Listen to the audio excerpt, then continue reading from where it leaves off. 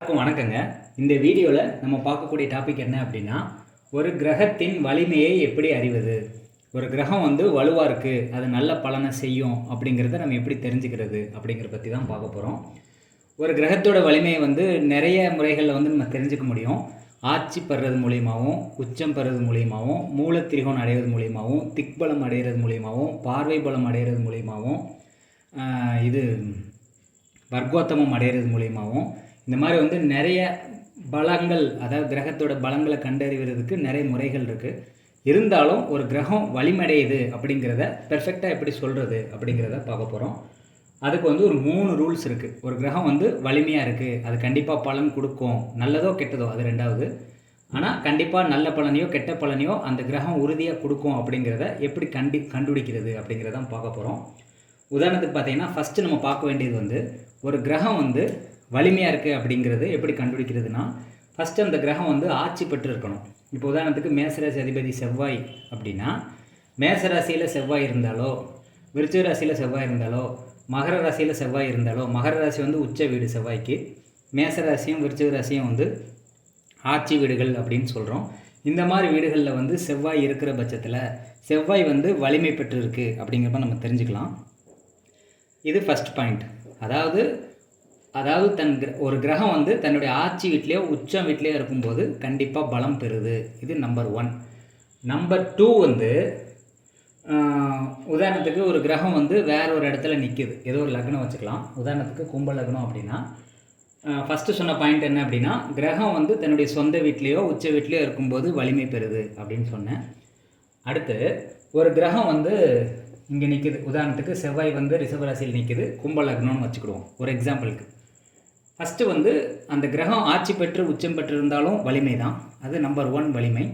ரெண்டாவது அது வலிமை அடைஞ்சிருக்கு அப்படிங்கிறது எப்படி கண்டுபிடிக்கிறது அப்படின்னா, செவ்வாய் ரிஷபத்தில் இருக்குது. இப்போ இந்த ரிஷபராசியினுடைய அதிபதி யார்? சுக்கிரன். அப்போ சுக்கிரன் வலிமை பெற்று இருக்கா அப்படின்னு பார்க்கணும். ஃபஸ்ட்டு ஒரு கிரகம் ஒரு கட்டத்தில் நிற்கிதுன்னா அது வலிமை பெற்று இருக்கா அப்படின்னு முதல்ல பார்க்கணும். அதுக்கு அடுத்து இது சம வீடு, அதாவது செவ்வாய்க்கு பகையும் கிடையாது நட்பும் கிடையாது. இது சுக்கிரன் அதனால் இது சம வீடு அப்படின்னு நம்ம சொல்லலாம். அப்போ செவ்வாய் ரிஷபத்தில் இருக்கும்போது ரிஷபராசியினுடைய அதிபதி யார்? சுக்கிரன். அப்போ சுக்கிரன் வலிமை பெற்று இருக்கா அப்படின்னு சொல்லி பார்க்கணும். இப்போ உதாரணத்துக்கு சுக்கிரன் உச்சம் பெற்று இருக்குன்னு வச்சுக்கிறோமே.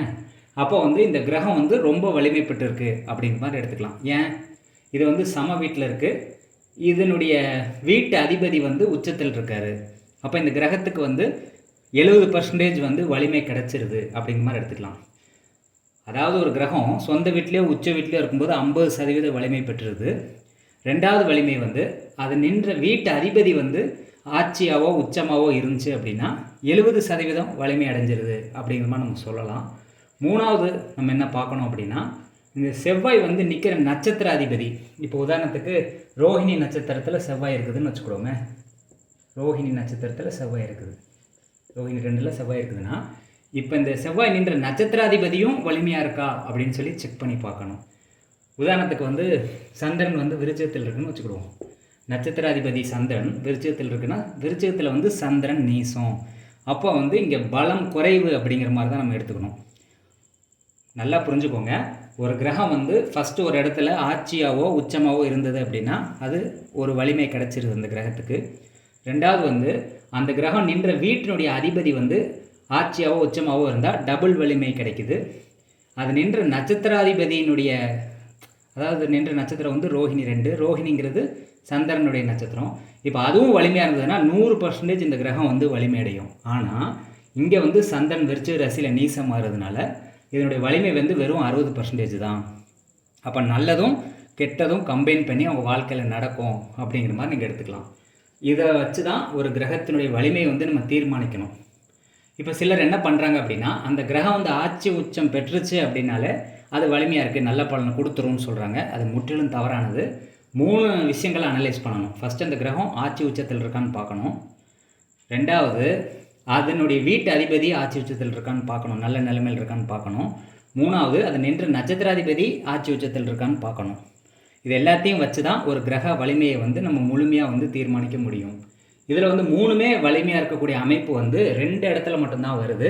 அது எப்படிங்கிறத இப்போ காட்டுறேன் நான்.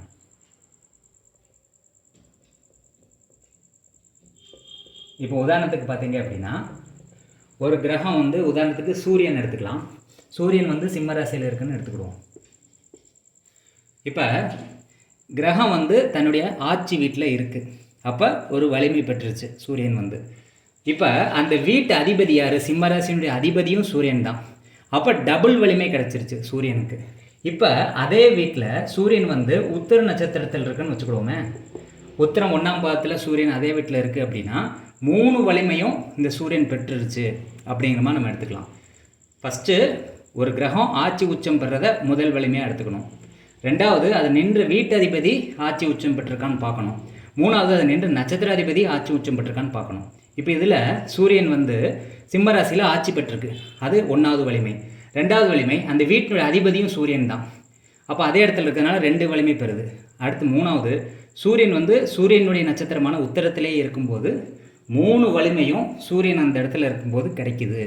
அப்போ யாருக்கெல்லாம் ஜாதகத்தில் சூரியன் வந்து உத்தர நட்சத்திரம் 1ஆம் பாதத்தில் இருக்கோ சூரியன் வந்து உறுதியாக 200% நன்மையை கொடுக்கும் அப்படிங்கிறதுல எந்த மாற்று கருத்துமே இல்லை.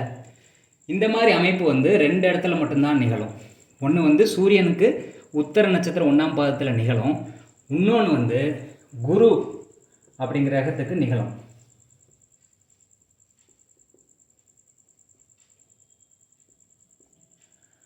எப்படி நிகழும்?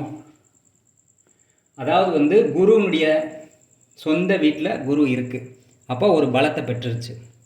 அடுத்து இந்த வீட்டு அதிபதி யார்? மீனராசினுடைய அதிபதியும் குரு தான். அப்போ 2 பலம் வந்து குருவுக்கு கிடச்சிருக்கு. அடுத்து குரு வந்து பூரட்டாதி 4ஆம் பாதத்தில் இருக்குதுன்னு வச்சுக்கிடுவோமே, அதுவும் குருனுடைய நட்சத்திரம் தான். அப்போ யாருக்கெல்லாம் குரு வந்து மீனராசியில் பூரட்டாதி 4ஆம் பாதத்தில் குரு இருக்கோ அந்த கிரகம் வந்து 3 வலிமையை பெறுது. அதே மாதிரி சிம்ம ராசியில் சூரியன் வந்து உத்தர நட்சத்திரம் 1ஆம் பாதத்தில் இருக்கோ அதுவும் 3 வலிமையை வந்து பெறுது. அப்போ இந்த அமைப்பு வந்து யாருக்கெல்லாம் இருக்கோ குருவோ சூரியனோ நான் சொன்ன இந்த 2 நட்சத்திரத்தில் அந்த வீட்டில் இருந்தது அப்படின்னா கண்ணை மூடிட்டு நீங்கள் சொல்லலாம், நல்லது வந்து அபரிவிதமான நன்மைகளை கண்டிப்பாக செய்வார் அப்படிங்கிறத உறுதியாக வந்து கண்ணை மூடிட்டு நம்ம சொல்ல முடியும். அது லக்னத்துக்கு அது சுபரா அசுபரான்னு பார்த்துக்கோங்க. அதே மாதிரி பாதகாதிபதியாக வராரா அப்படிங்கிறத செக் பண்ணிக்கணும். சிலருக்கு வந்து பாதகாதிபதியாவோ அஷ்டமாதிபதியாக வரும்போது கெடுதல்களவும் அது சேர்த்து பண்ணும் அப்படிங்கிறத நீங்கள் மறந்துடக்கூடாது. அதனால் வந்து அது வலிமையாக இருக்கா, அதே மாதிரி பாதகாதிபதியாக அஷ்டமாதிபதியாக வருதான்னு மட்டும் நீங்கள் ஒவ்வொரு லக்னத்துக்கும் செக் பண்ணிக்கிறது ரொம்ப முக்கியம். அதை மட்டும் நீங்கள் ஞாபகிச்சுக்கிட்டா போதும். அப்போ ஒரு கிரகத்தினுடைய வலிமை வந்து அது நின்ற வீடு, அந்த நின்ற வீட்டு அதிபதியினுடைய வலிமை, நின்ற நட்சத்திராதிபதியினுடைய வலிமையை வச்சு தான் ஒரு கிரகம் வந்து வலிமையாக இருக்கா அப்படிங்கிறதே நீங்கள் எடுத்துக்க முடியும். இதில் சும்மா வந்து ஒரு கிரகம் வந்து ஒரு இடத்துல நின்றுச்சு, ஆட்சி பெற்றுச்சு, உச்சம் பெற்றுச்சு அப்படின்னா அது 100% பலனை கொடுக்காது. வெறும் 40% மட்டும்தான் வலிமையை கொடுக்கும். 3 வலிமைகளை வந்து செக் பண்ணி பார்க்கணும். அப்போ இந்த 2 கிரகங்களுக்கு வந்து இயற்கையிலே அந்த 3 வலிமை வந்து கிடைக்குது இந்த குறிப்பிட்ட இடத்துல. மற்ற கிரகங்களுக்கு வந்து 2 வலிமை வந்து கிடைக்கும். அது எப்படிங்கிறத நீங்கள் ஒவ்வொரு கிரகத்தை எங்கெங்கே இருக்குது அப்படின்னு சொல்லி உங்கள் ஜாதகத்தில் செக் பண்ணி பார்த்துட்டு கிரகத்துடைய வலிமையை வந்து நீங்கள் கணிக்க கற்றுக்கலாம். அப்போ இந்த டாபிக் வந்து கண்டிப்பாக உங்களுக்கு பயனுள்ளதாக இருக்கும். உங்களுக்கு இந்த மாதிரி வீடியோஸ் பார்க்க விருப்பம் இருந்துச்சு அப்படின்னா தொடர்ந்து என்னுடைய வீடியோஸ் பார்த்து சப்போர்ட் பண்ணுங்கள். இந்த சேனலை சப்ஸ்கிரைப் பண்ணுங்கள். உங்களுக்கு ஜாதகம் பார்க்க விருப்பம் இருந்துச்சு அப்படின்னா டிஸ்கிரிப்ஷனில் என்னுடைய ஃபோன் நம்பர் கொடுத்துருக்கேன். வாட்ஸ்அப் மூலிமா தொடர்பு கொண்டு அப்பாயின்மெண்ட் ஃபிக்ஸ் பண்ணிட்டு ஜாதகம் பார்க்கலாம். நன்றி, வணக்கம்.